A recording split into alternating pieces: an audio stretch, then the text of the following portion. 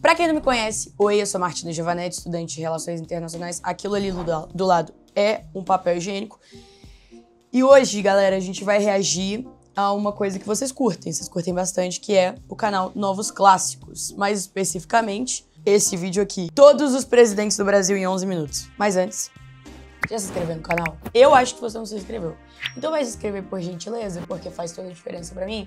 Dá like e comenta aqui embaixo eleições, pra eu saber que você tá prestando atenção no que eu tô falando. Pra quem gosta de conteúdo exclusivo, quer mais conteúdo dessa belíssima agora youtuber que vos fala, aqui embaixo tem o link pro meu Apoia-se, onde você vai ter acesso não só, né, as lives na íntegra, essas lives maravilhosas que eu faço no YouTube, elas não ficam salvas no YouTube, elas ficam salvas lá no Apoia-se, e o seu nomezinho no final dos créditos. Além disso, você pode ter acesso ao grupo no Telegram para falar diretamente comigo. Você tem acesso a pílulas GRI, análises exclusivas em formato de podcast. Galera, tem muita coisa legal, então confere lá, porque assim você consegue ajudar o meu trabalho mais diretamente, beleza? Olha minha camisa. I'm sorry for having great tits and correct opinions. Gostaram? Vamos pro vídeo? Bora? Deodoro da Fonseca. Foi o general que deu o golpe no Império e proclamou a República. Logo depois, ele foi eleito presidente, mesmo sem entender nada de política e de governar. O Brasil passou por uma crise econômica. O golpe no Império que libertou, né, o Brasil das garras, oficialmente, enfim, de Portugal. E querendo ou não, sim, nós éramos um império tecnicamente já desvencilhado, mas não era, né, galera? Todo mundo sabe disso. E foi uma revolução muito branda. Pouca gente morreu, ninguém cortou a cabeça de ninguém. Ok, não somos a favor da violência, tá, YouTube? Porém, o Brasil teve que pagar para ter sua independência completa de Portugal. E isso criou já raízes com o militarismo, né? Até porque o Deodoro da Fonseca era um militar. E com o colonialismo, que nunca foram 100% extinguidas. Então, corrupção generalizada e acabou fechando o Congresso. Deodoro só não virou um ditador porque foi forçado a desistir por uma revolta da Marinha. Floriano Peixoto era vice de Deodoro e, ao invés de seguir a lei e convocar novas eleições, resolveu ficar. Ficou conhecido como Marechal de Ferro, porque ele foi extremamente brutal combatendo revoltas separatistas no Sul. Ele estabilizou a República e deu o próprio nome para a capital de Santa Catarina, mas não fez nada pela economia. Prudente de Moraes foi o primeiro presidente que representava os produtores de café. Luciano Huck com o capacete da ONU. Qual é o contexto dessa foto? Meu Deus. E era odiado pelos militares que perderam o poder.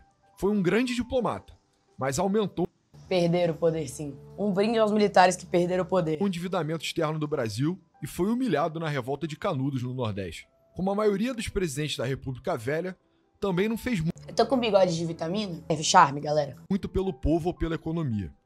Campos Salles foi quem criou a política do café com leite, que era a troca de favores entre o governo federal e os estados, principalmente São Paulo e Minas Gerais. Além disso, estabilizou o país e renegociou a dívida com a Inglaterra. Aumentou impostos. República do Café com Leite, pra quem não lembra da escola. Era um investimento que o governo federal fazia. E quando eu digo governo federal, eu tô falando muito das elites, tá? Café e leite eram as grandes duas produções desses dois estados, Minas Gerais e São Paulo. Perfeito, perfeito. A elite, dona dessas produções de café com leite, queria estar sempre no poder e ter sempre benefícios com relação ao governo federal. O que foi feito durante a política do café com leite?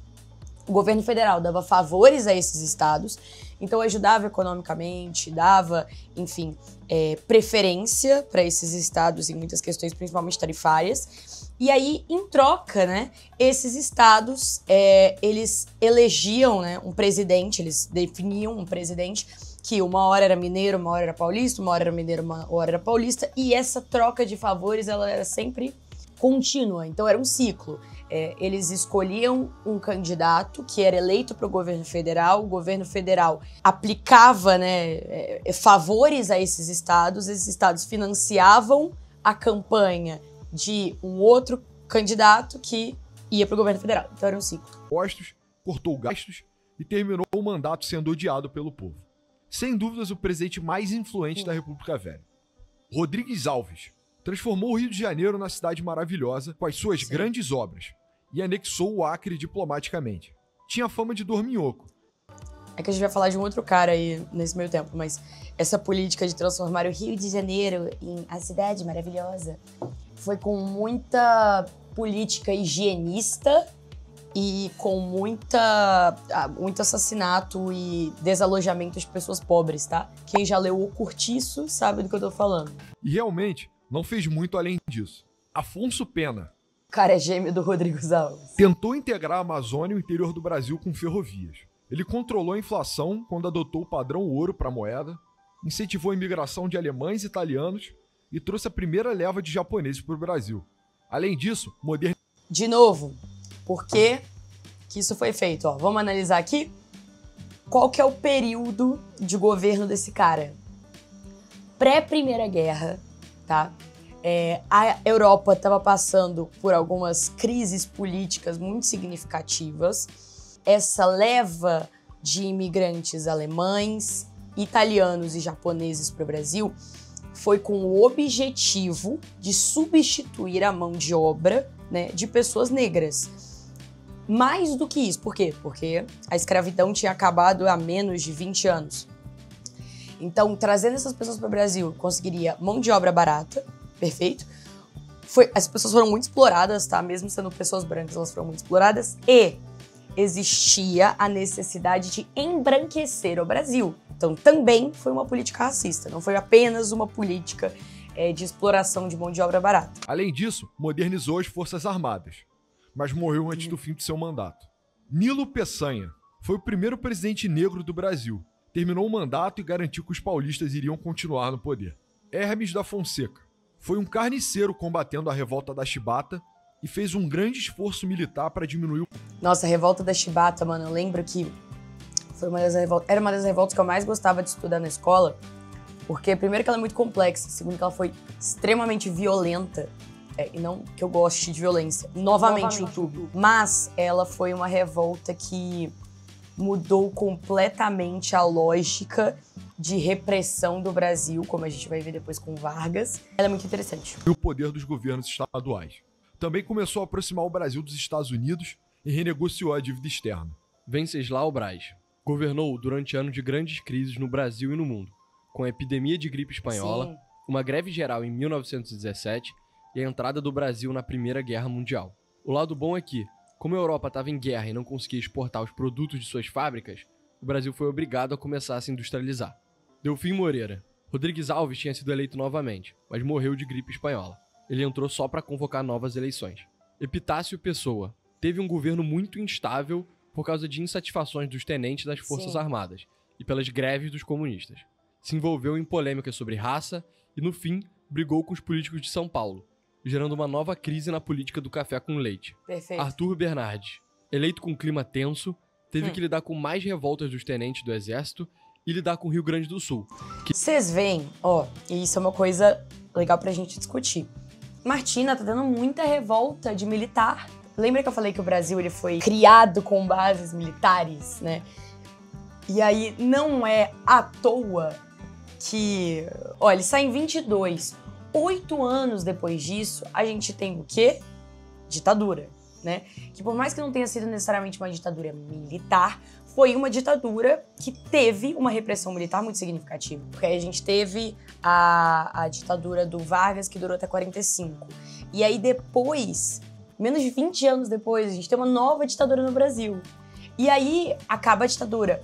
E aí, pouco mais que 30 anos depois, 35 anos depois, a gente tem novamente um militar que tem esse discurso violento, que tem esse discurso a favor de uma ditadura, contra a democracia.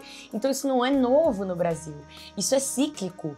E é por isso que o movimento sem anistia, né, e todas as movimentações contra o que o Bolsonaro, a tentativa de golpe do Bolsonaro fez, são tão importantes para a manutenção da República Brasileira, enfim, da democracia brasileira, porque ele chegou muito perto e ele tem a favor dele história, né? Ele tinha a favor dele uma questão histórica muito forte.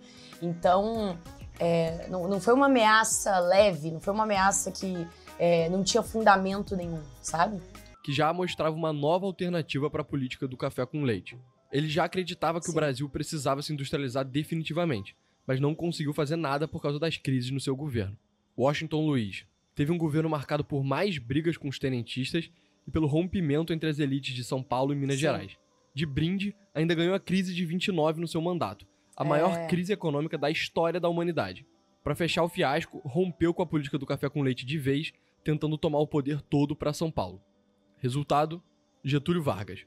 Ele veio de cavalo lá dos Pampas Gaúchos para encabeçar o golpe de 1930, que aconteceu porque ninguém aguentava mais os paulistas mandando na presidência. Primeiro, ele prometeu que ia ficar só 2 anos. Mas Tá vendo? Se fosse só política dos mineiros, a gente não tinha tido esse problema. Os paulistas que ferraram com a gente. depois emendou o mandato de presidente, onde criou os direitos trabalhistas e acabou de vez com a autonomia dos...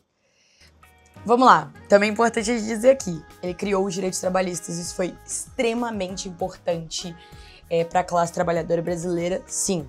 Mas Getúlio Vargas era um pai para os pobres e uma mãe para os ricos. Ao mesmo tempo que ele fez tudo isso, ele foi um dos grandes responsáveis por aumentar cada vez mais a desigualdade social dentro do país. Sim, muito importante e nunca pode ser esquecido, né, essa questão dos direitos trabalhistas. Porém, ele tinha uma retórica muito fascista e ele não foi um grande querido, não, tá? Dos estados. Getúlio fez de tudo para ser idolatrado pelo povo brasileiro e conseguiu. Em 1937, ele deu um golpe em si mesmo e virou ditador, aproveitando para industrializar o Brasil com uma mão bem pesada do Estado e tomando bastante dívida com o exterior.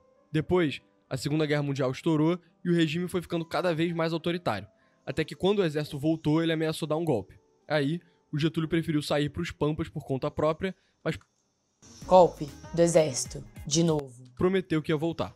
Dutra era candidato do exército e o Getúlio foi obrigado a apoiar. Dutra aproximou o Brasil dos Estados Unidos e começou a construção da estrada que liga o Rio até São Paulo, e que agora tem o nome dele.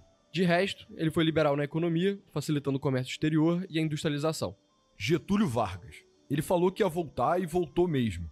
Algumas pessoas tinham medo de que ele fosse virar ditador de novo, que fez seu governo ser tenso. De destaque, Getúlio criou a Petrobras e o BNDES, mas as acusações de corrupção e a perseguição contra seus adversários levaram esse governo a um fim trágico. Antes que tirassem ele, Getúlio se tirou dessa para uma melhor. Café Filho, primeiro presidente protestante e ex-goleiro profissional.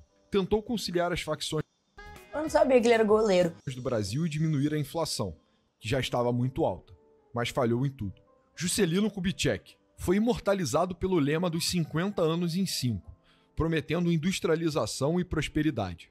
De fato, o início do seu governo foi de muita euforia, com um projeto de mudar a capital do Rio de Janeiro para Brasília. É muito difícil a gente dizer que um presidente do Brasil foi o melhor de todos, porque a gente não teve nenhum presidente perfeito no sentido da palavra, né? Entretanto, quando a gente vai analisar, sem dúvida, o Juscelino, ele foi um dos mais revolucionários. O Juscelino Kubitschek, ele mudou completamente o rumo do Brasil com os 2 mandatos dele. Mas o aumento sem noção dos gastos com obras fez a inflação estourar de vez. O Brasil foi campeão do mundo finalmente, e o povo amou Juscelino. Mas essa felicidade durou pouco.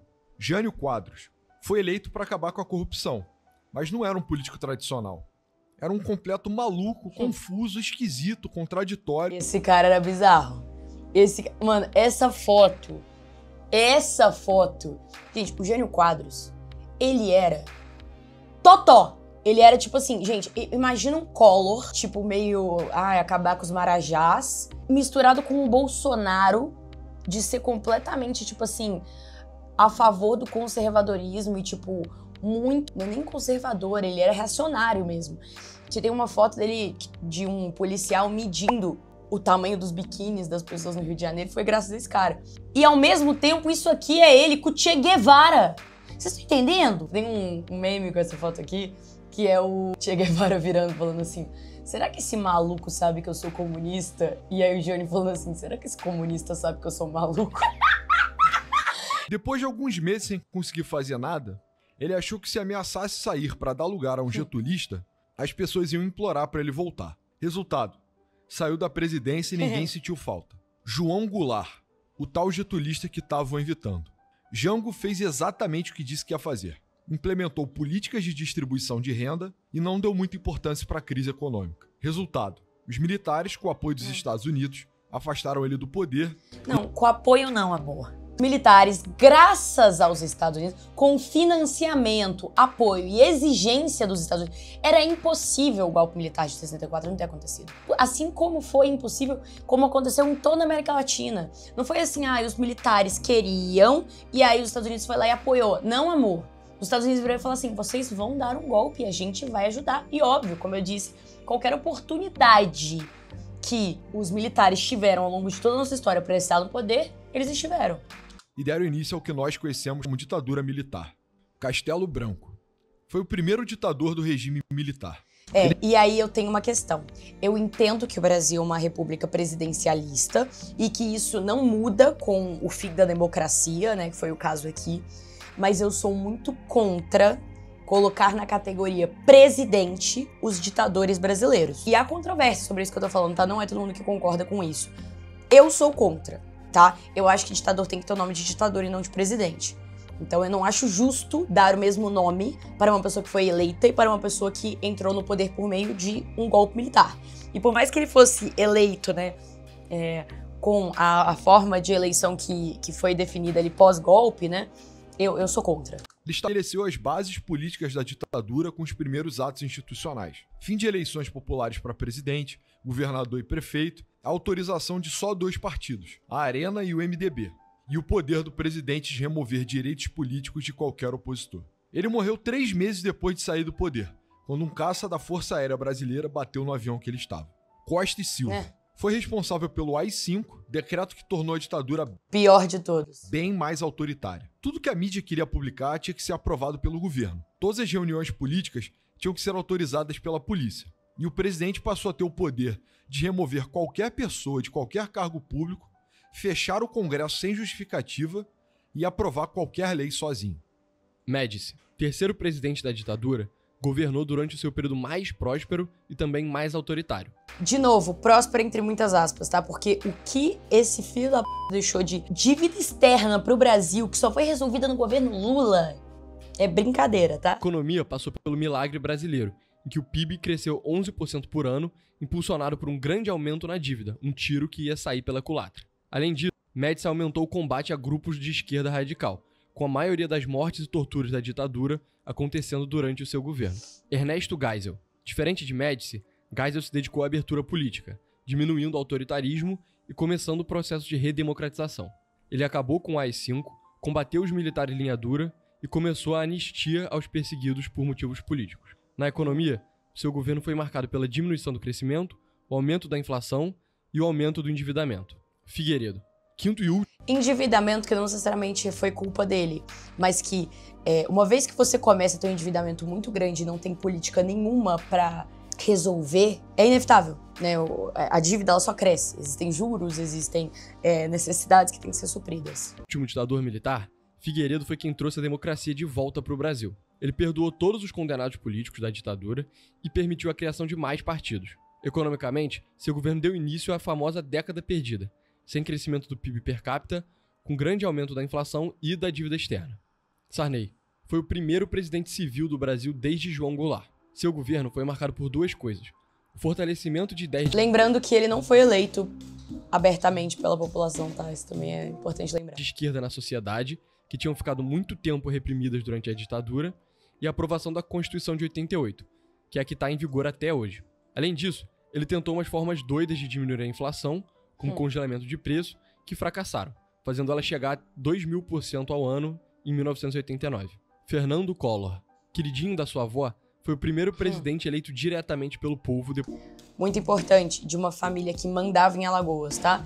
Ele vem absolutamente da elite brasileira, tá? Papo de, gente, capitania hereditária, tá? A família dele. Se colocou muito num lugar, né, de honestidade e caça aos marajás.